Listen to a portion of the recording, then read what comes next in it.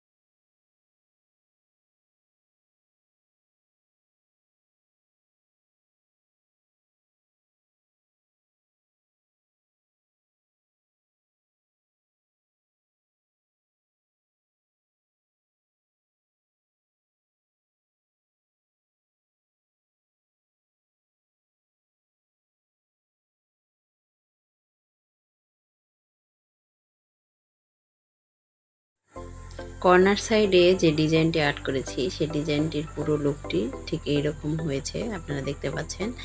আর এই লুকটি চারপাশে চার কর্নারে আমি দেব। আপনাদেরকে একটু কাছ থেকে দেখানোর চেষ্টা করেছি, আশা করি আপনারা ডিজাইনটি বুঝতে পেরেছেন। আর চারপাশে চার কর্নারে সেম ডিজাইন করার পর এবার আমি মাঝের ডিজাইনটি আর্ট করার জন্য চলে এসেছি।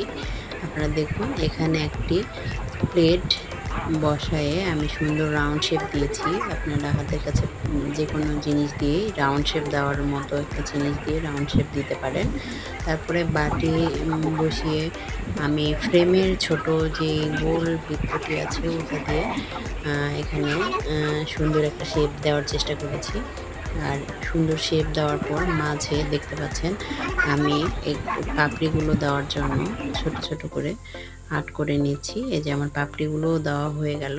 এবার কলসের মতো উপরের দিকে একটু উঠানো এবং তারপরে যে পাতা, তিন পাশে তিনটে পাতা দিয়ে ডিজাইনটি আমি সুন্দরভাবে কমপ্লিট করব।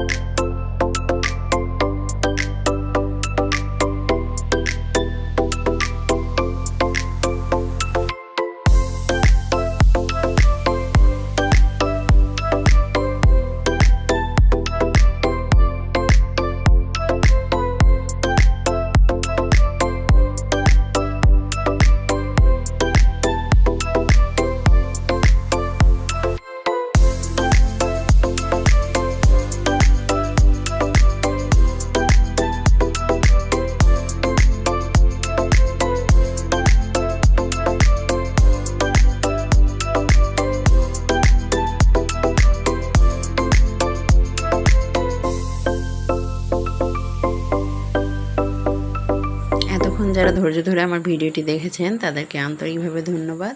ভিডিওটি ভালো লেগেছে অথচ লাইক দিতে ভুলে গেলে অবশ্যই একটি লাইক দিবেন। নকশি কাঁথার ডিজাইন সম্পর্কে কোনো মতামত থাকলে অবশ্যই আপনার সুন্দর মতামতটি জানিয়ে যাবেন। আশা করি আপনাদের উত্তর দেওয়ার চেষ্টা করব। সবার সুস্বাস্থ্য কামনা করছি। সবাই ভালো থাকবেন, সুস্থ থাকবেন এবং অবশ্যই আমার চ্যানেলের সাথেই থাকবেন। আজকের মতো আমার এই ভিডিওটি এ পর্যন্তই। পুরো ডিজাইনটি কমপ্লিট হওয়ার পর ছাদে ফাইনাল লুকটি দেখানোর জন্য নিয়ে এসেছি। আশা করি আপনাদের ডিজাইনটি ভালো লাগবে।